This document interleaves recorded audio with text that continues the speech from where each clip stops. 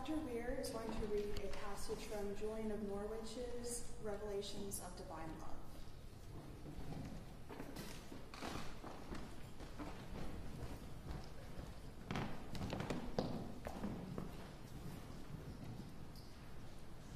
Can you hear me?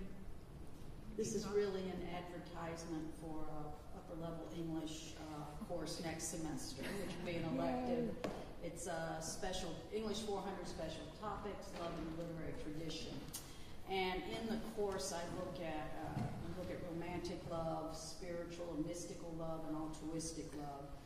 So I want to read a little passage from medieval mystic Julian of Norwich. And I was thinking, is this really an artful passage? And Julian was actually illiterate, and she had mystical visions of God, and she had, I think, 14 what she calls showings from God. And one of these showings, she feels so deeply the love of God in all the showings, and she sees God as pure love, pure motherly love in a sense. And one of Julian's problems is there's a discrepancy by what she's been shown of God's love and then what the church has taught her. And that's a big struggle for her.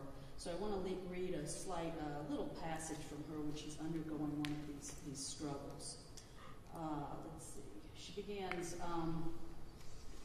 the first judgment from God's righteousness comes from his exalted, everlasting love. And this is the kind and lovely judgment which was shown throughout the precious revelation in which I saw God assign us no kind of blame. And though this was sweet and delectable, yet I could not be quite free from anxiety just by contemplating this, because of the judgment of Holy Church, which I had understood before and of which I was always aware. And according to this judgment, it seemed to me that I had to acknowledge myself a sinner, and by the same judgment, I understood that sinners deserve blame and anger one day. But I could see no blame and anger in God.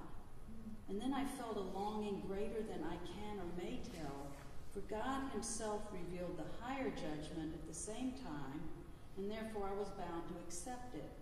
And the lower judgment had been taught me before by Holy Church, therefore I could in no way abandon it.